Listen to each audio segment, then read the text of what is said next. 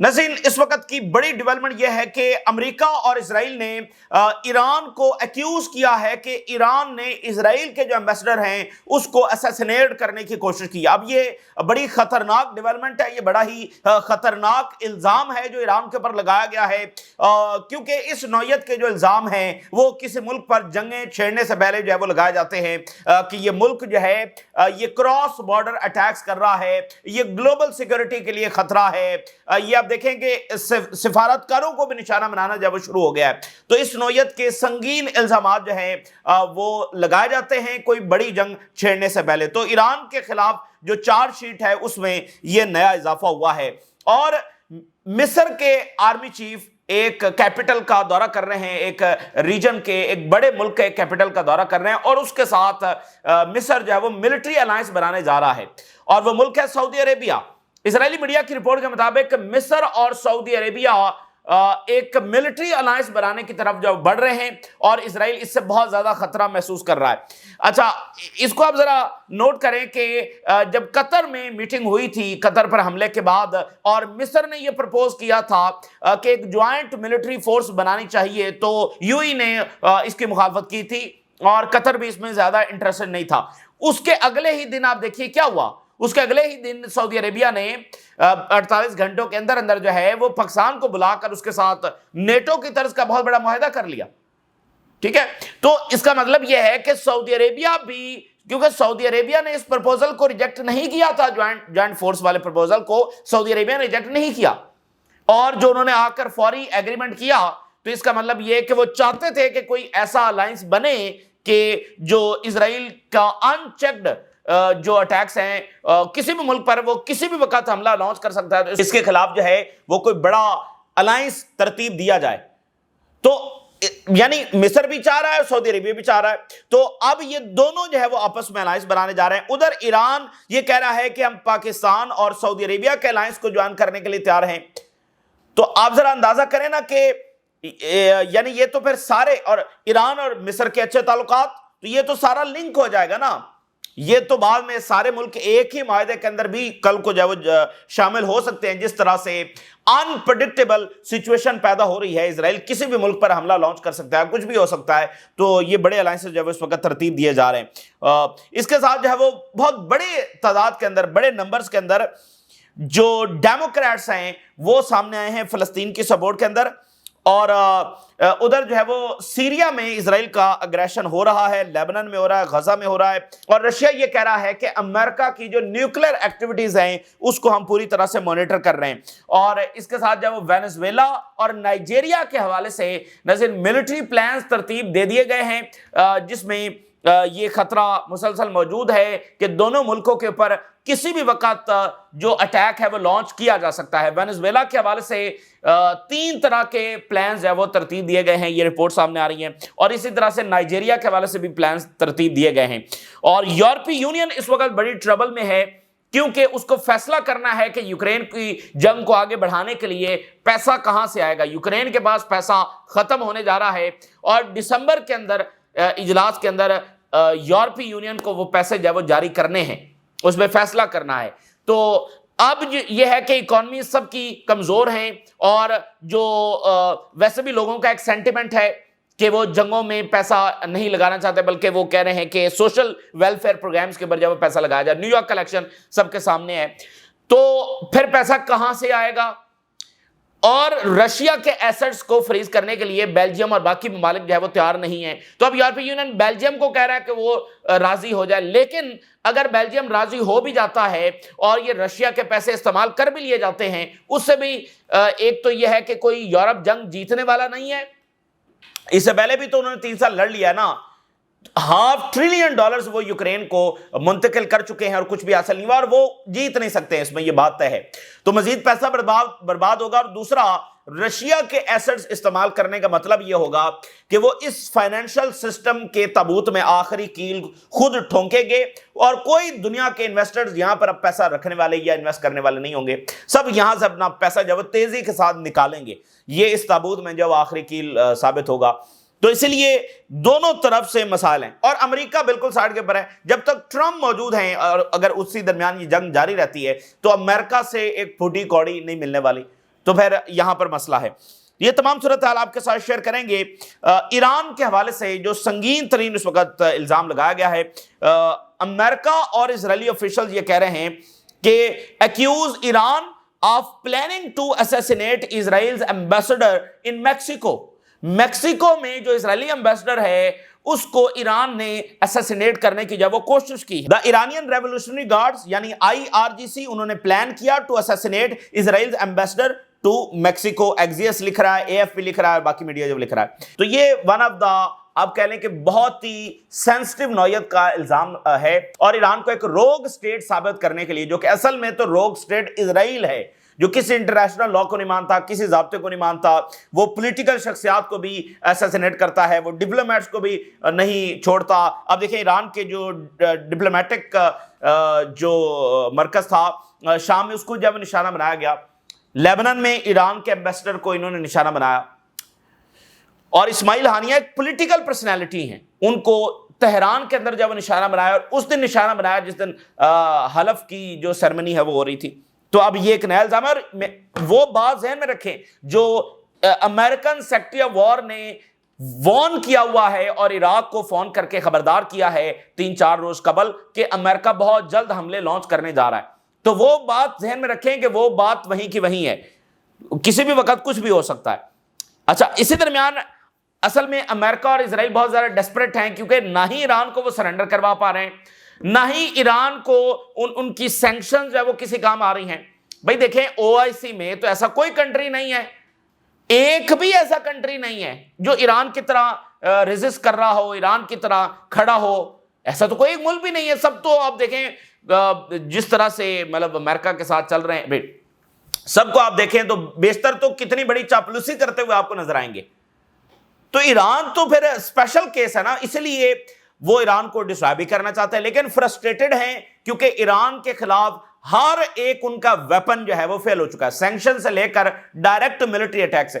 اب جو آج رپورٹ سامنے آ رہی ہے کہ امریکہ کی ان گنت سینکشنز کے باوجود ایران کی جو آئل سپلائی ہے وہ جاری ہے, ایران اپنا آئل جو وہ بیچ رہا ہے, ٹھیک ہے نا, باوجود اس کے کہ امریکہ اس وقت پورا زور لگا رہا ہے. ڈسپائٹ انٹینس US سینکشنز کے اور پریشر کے, ایران اپنی جو ایکسپورٹس ہے وہ جاری رکھے ہوئے, اور اکتوبر کے اندر تو اس میں بلکہ اضافہ ہوا ہے, اور جو شیڈو فلیٹس ہیں اس کے ذریعے یہ آئل ایکسپورٹ ہو رہا ہے, موسٹلی چائنا کو یہ ہو رہا ہے. اور یہ جو شیڈو فلیٹس ہیں یہ دراصل جو وہ ریگولر جو سسٹم ہے, یہ یعنی اس کنونشنل جو گلوبل شپنگ سسٹم ہے, یہ اس سے ہٹ کر جب وہ کام کرتے ہیں, اور ان کو ٹریک نہیں کیا جا سکتا کیونکہ یہ انشورڈ نہیں ہے. تو کنونشنلی جیسے ہر ایک کو ٹریک کیا جاتا ہے, تو اس کو ٹریک نہیں کیا جا سکتا, اور جو ریگولیٹری اوور سائٹ ہے اس سے یہ دور ہے, اس لیے اس کو شیڈو فلیٹ جب وہ کہا جاتا ہے. تو یہ زیادہ آئل جب وہ چائنا کو جا رہا ہے اور باقیوں کو بھی جا رہا ہے. تو Iran employs a variety of sophisticated and covert strategies, بہت ساری سوفسٹیکیٹڈ اور کوورٹ اسٹریٹجیز کے تحت ایران, تو امریکہ اس میں فیل ہو رہا ہے. تو یہ بھی ان کو ڈیسپریشن ہے, یہ بھی ان کو فرسٹریشن ہے. اور آپ دیکھیں نا 2 سال سے زیادہ ہو گئے, وہ تو حماس کو بھی ڈیفینڈ نہیں کر سکے ہیں. تو یہ وہ ہیجمونک سٹیٹس جو ہے وہ ان کا چیلنج ہو رہا ہے کہ وہ جس کو چاہیں جہاں چاہیں رجیم چینج نہیں کر سکتے. یہ بنیادی بات ہے. انصار اللہ کے خلاف امریکہ نے فل فلیج جنگ لانچ کی, ایران سے ٹرمپ نے انکنڈیشنل سرنڈر مانگا, یہ ساری چیزیں آن ریکارڈ ہیں. ایک آپ سٹیٹمنٹ دیکھیے, میکرون از دا فرانس ورسٹ پریزیڈنٹ. میکرون کے جو مینٹور ہیں وہ یہ بات کر رہے ہیں, میکرونز mentor call him worst president warns of far right سرج.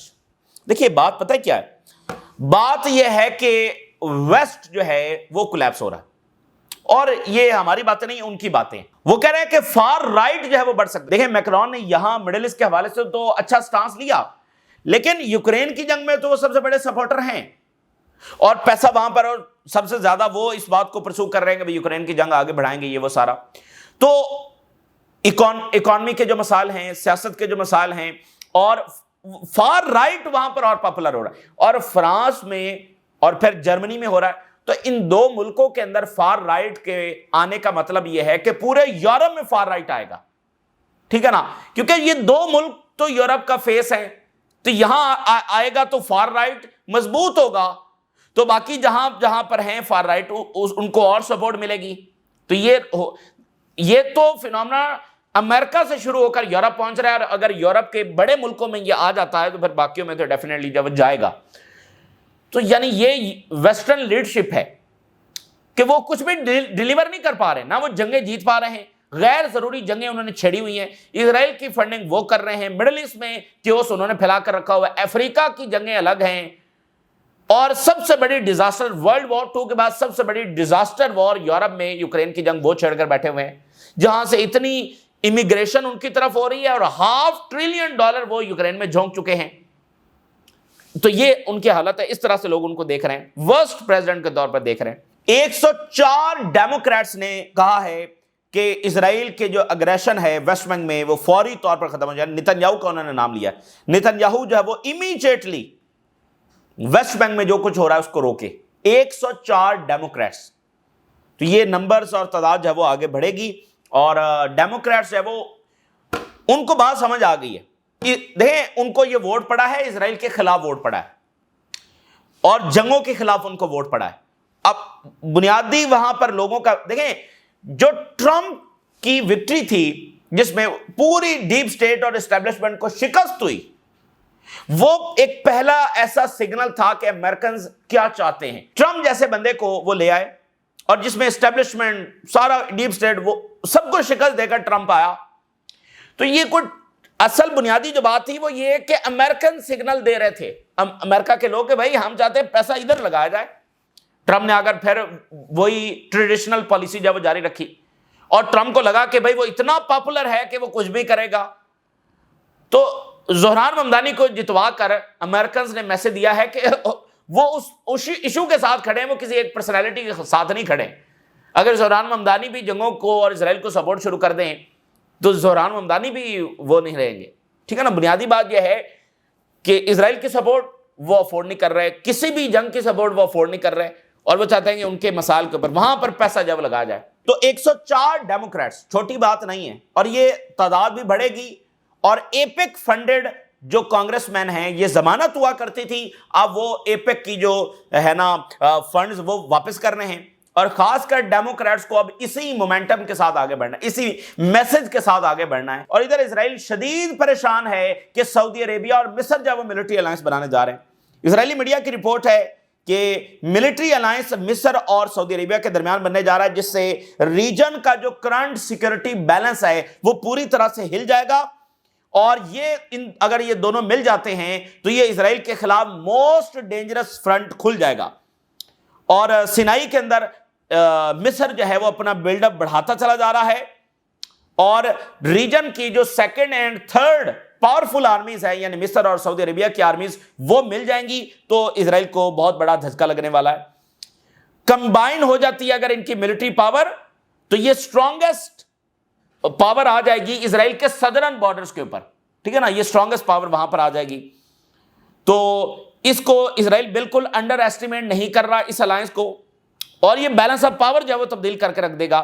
مصر کے جو آرمی چیف ہیں انہوں نے سعودی عربیہ کا دورہ کیا ہے، جس میں ایجپٹ اور سعودی عربیہ کے درمیان ملٹری کوآپریشن جو ہے اس کو آگے بڑھانے کی بات کی ہوئی ہے۔ اور آپ ذرا نوٹ کریں، پاکستان کے آرمی چیف بھی مصر کا دورہ کر کے آئے ہیں اور جارڈن کا دورہ کر کے آئے ہیں، اس میں بھی ملٹری کوآپریشن جو وہ ڈسکس ہوا ہے۔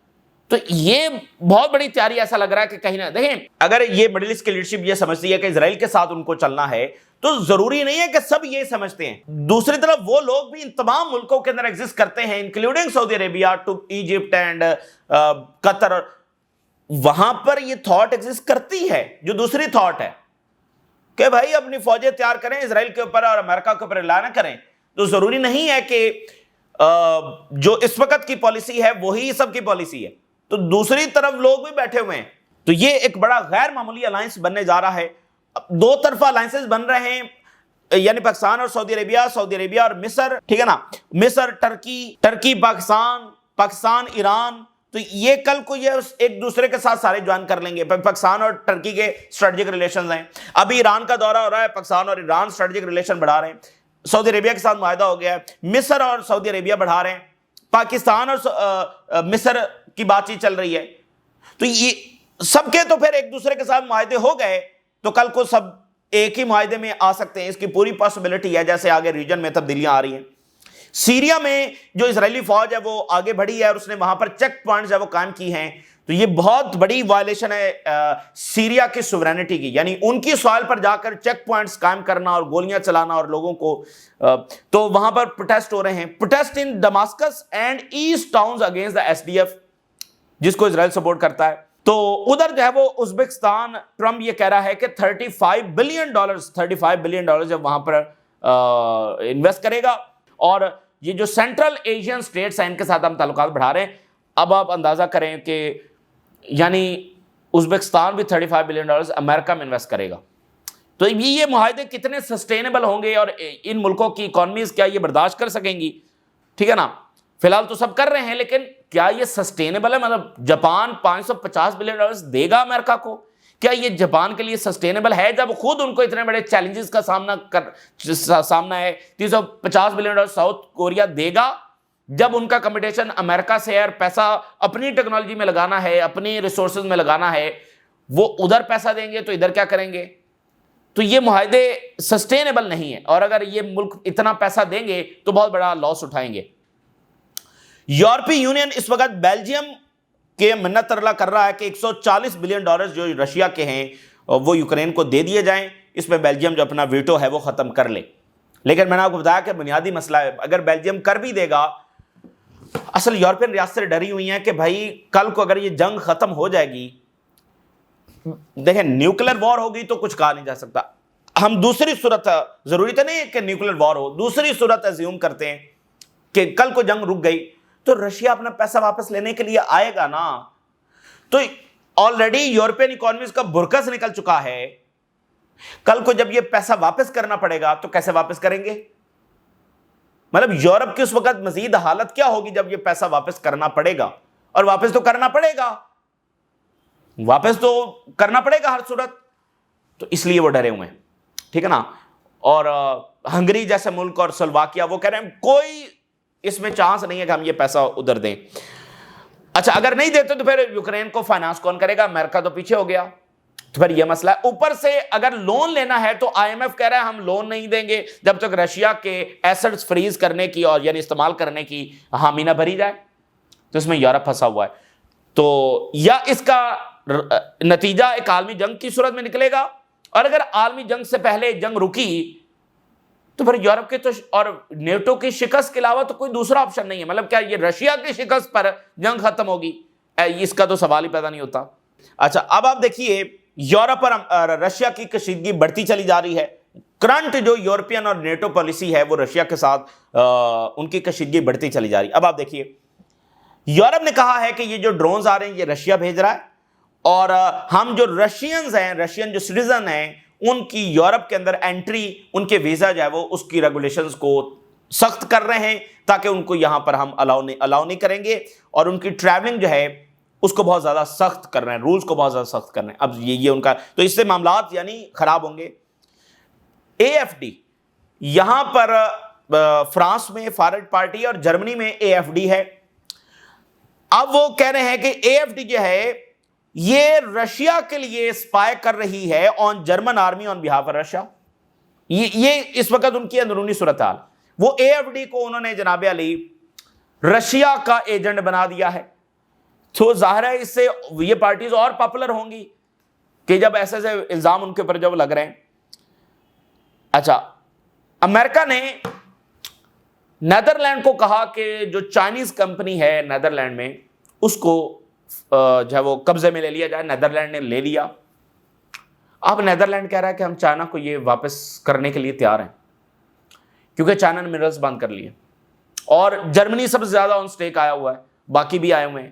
اب نیدرلینڈ کہہ رہا ہے کہ ہم واپس کرنے جا رہے ہیں. تو دیکھیں وہ ایونٹس ہو رہے ہیں کہ جس میں امریکن ہیجمنی چیلنج ہو رہی ہے. Netherland are ready to return नेक्सपीरिया to China, Bloomberg. नेक्सपीरिया उस कंपनी का नाम है जो चिप्स बनाती है और उसका हेडक्वार्टर नेदरलैंड के अंदर है। उसको फ्रीज किया, उसको कब्जे में लिया। अमेरिकन के कहने पर आज कह रहे हैं वापस करने जा रहे हैं, और ये 8-10 दिन हुए, इससे ज्यादा वो झेल नहीं सके। तो क्या ऐसी मजबूरी है? और अमेरिकन ने कहा कर लो, कर लिया, अब वापस करनी पड़ रही है। क्यों वापस करनी पड़ रही है?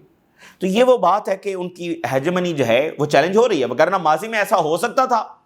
और रशिया कह रहा है कि हम जो अमेरिका की न्यूक्लियर एक्टिविटीज हैं उसको बहुत क्लोजली जो है वो मॉनिटर कर रहे हैं। और अमेरिका कह रहा है कि हम रेयर अर्थ मिनरल्स और उसकी प्रोसेसिंग के अंदर, भाई मिनरल्स को निकालना और प्रोसेस करना है, बाकायदा टेक्नोलॉजी है ना, तो उसमें हम इंडिपेंडेंस हासिल कर रहे हैं। इसका मतलब इंडिपेंडेंट नहीं है, इकरार कर रहे हैं, इंडिपेंडेंस हासिल कर रहे हैं, मतलब चाइना का कंट्रोल है, ये बात वो मान रहे हैं। तो इंडिपेंडेंस कब हासिल करेंगे? एक्सपर्ट्स के मुताबिक 10 साल लग सकते हैं। ट्रम्प एडमिनिस्ट्रेशन कह रही है नहीं, हम 6 महीनों में हासिल कर लेंगे, तो वक्त बताएगा। नाइजीरिया के लिए प्लान्स तैयार हैं और वेनेजुएला पर हमला करने के लिए प्लान तैयार है। 3 प्लान्स आज जो रिपोर्ट सामने आ रही है न्यूयॉर्क टाइम के मुताबिक, एक यह है कि एयर स्ट्राइक्स लॉन्च की जाएं। दूसरा प्लान यह है कि सीआईए और स्पेशल फोर्सेस को भेजा जाए, प्रेसिडेंट मडोरो को मतलब वहां से वो उठाकर ले आए, जैसे उन्होंने पिछली टर्म में भेजा था और बुरे तरीके से फेल हो गए थे। दूसरा तरीका यह है जैसे वो हॉलीवुड फिल्मों में करते हैं। तीसरा तरीका यह है कि जमीनी फौज उतारी जाए और वो जो स्ट्रेटेजिक एसेट्स हैं और ऑयल है वहां पर कब्जा कर ले, और फिर एक टेररिज्म के नाम के ऊपर जब जंग शुरू कर दी जाए, काइंड ऑफ सिविल वॉर। तो ये एक तीसरा प्लान है और उसमें एक फुल स्केल इन्वेजन भी शामिल है। तो ये इस वक्त की ताज़ा तरीन सूरत हाल है जो आपके साथ शेयर की। आपने राज रोगा करें, इजाज़त दीजिए, अल्लाह हाफिज़।